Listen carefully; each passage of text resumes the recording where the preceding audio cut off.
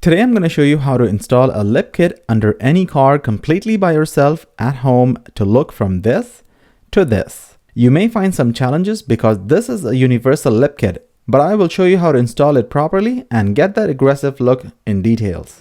For this 2007 Lexus IS250 IS project, until now I have installed the front conversion headlights, the front bumper kit, the rear sequential taillights. I've also restored my beat up wheels, installed a pair of aggressive spoiler and a diffuser. I've also installed performance coilovers and lowered the car, fully upgraded my interior with premium suede, as well as finally I have also painted all the new parts in the last episode, and the car looks absolutely stunning. And as you may already know by now, I am building this project for the Driven Car Show, which is the largest Canadian auto show, and I have less than 20 hours to the show. I still have lots of pending tasks, but I think I can finish this project in time, so join me as I race to the finish line to complete this build. Alright, the next thing on the agenda is to get some bumper lips. So the rear bumper gets some nice lips underneath, some side skirts under the door, and some front lips. So these can go to any car. It is not specifically made for the Lexus IS250 or the 350. So I'm gonna go ahead and open them up and see how it looks. Alright, so let's go ahead and open these up. It should be an easy fix. Let's check out the quality. These should be ABS plastic and not the PETG plastic, and it should go right under here, somewhere like this. I really like how it makes the bumper look like one piece, and I don't even have to paint it because it's already in a gloss black color. This is a universal lip, so you don't have to worry about fitment. It should fit almost every car. I'm gonna go ahead and test fit this and install this with the screws provided inside the box, and it should be an easy one. All right, check this out. I really like how it looks on the back, and I put screws underneath, as you can see right here, and now this is nice and steady. And the same thing on the other end, on this side. It looks like a complete one piece. And check out the results from further away. It really makes the rear end very aggressive. I really like how the bumper lip came up, and I'm happy with the result. So now I can move on to the side skirt. Alright, the rear lip is now done. So these are the side skirts. Basically, I have to connect them to each other on every side. Comes with their own screws, and we are supposed to connect them to each other. So this is the end of one side. As you can see, the quality is really good. So I'm gonna go ahead and open the others that connects to this. There we go. This is another piece. It just basically slides in like that. And underneath the car, I'm gonna go ahead and screw right here so that this stays firm together. I'm gonna go ahead and test fit this under the car and find out the position I need to fit it under the car and start drilling the holes for the screws. And it looks like the length is a bit longer on the front, so this needs to be cut. As you can see, if I put it here, this is exactly under the car, and in the front it goes out this way, and I need to cut some length from here. So I'm gonna go ahead and first mark some length here underneath exactly this location, just with the tape. And once I start fitting this, I'm gonna go ahead and start making a cut. All right, the side skirts look good, and it matches exactly with the lip on the rear bumper. And the way I install it is basically I lined it up with the side skirt. I had to trim in the front, which I'll show you in a second. And here are the screws, as you can see, just at the bottom here. And something to note is there's this mud flap right here, which came in the way. So this was the part right there. For example, it was like this, so I had to cut it up and basically remove the plastic clip, and that shouldn't be an issue. There is another clip right here, and there is also a 10mm bolt inside right there, so that shouldn't be an issue.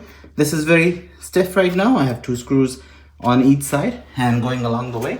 As you can see, this is a very subtle joint from here. I'm gonna go ahead and put some silicone underneath this and press it so that the silicone can hold this. And when we go forward, as you can see, here is where I trimmed it off. Basically, I took my knife and trimmed it off from here. Here is the extra part. So now I can go ahead and do the same thing on the passenger side, and then I can move on to the front. All right, the side skirts are also installed in the passenger side, and it looks absolutely phenomenal. Check out the fitment. It looks so natural. And can you believe this side skirt is actually universal and can go on any car, and that's why they provide you with the extra length so you can adjust to your car's length. I have the car already left it on jack on this end. I'm gonna go ahead and do that on the driver's side too, and then we're gonna fix a new lip in the front here. Again, these are also universal, so you can go ahead and install it for any car that you want. It should look something like this, which is exactly what I wanted. I want some adjustability, and this fin right here will be going on this end, and the same thing on the other side, as well as I can put the front however I want to adjust it. and that way I'm gonna have a full front lip.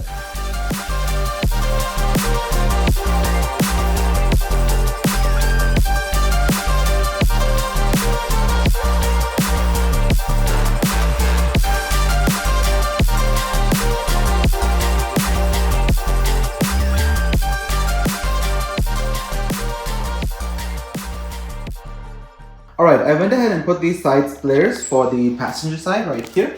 As you can see, the screws are in from underneath. And I took the exact measurement from here. So this is the exact measurement all the way until here. So that the side of the bumper is parallel to the wing here. And that way I was able to put a screw in directly here. And exactly the same thing on the driver's side. The same measurement was also taken here. And this is exactly the same measurement that comes here, the same width, parallel to the bumper. And then I was able to put another screw underneath that. And now I have the centerpiece. And this is currently held by a stool. And basically what I need to do is I need to find my center, which is towards the pointy side. And I'm gonna find out the exact place where I need to go ahead and put some screw in. So once I fixate one side, I can then go in and measure the same thing on the other end and start putting screws underneath this section right here. So basically from down below. Check this out.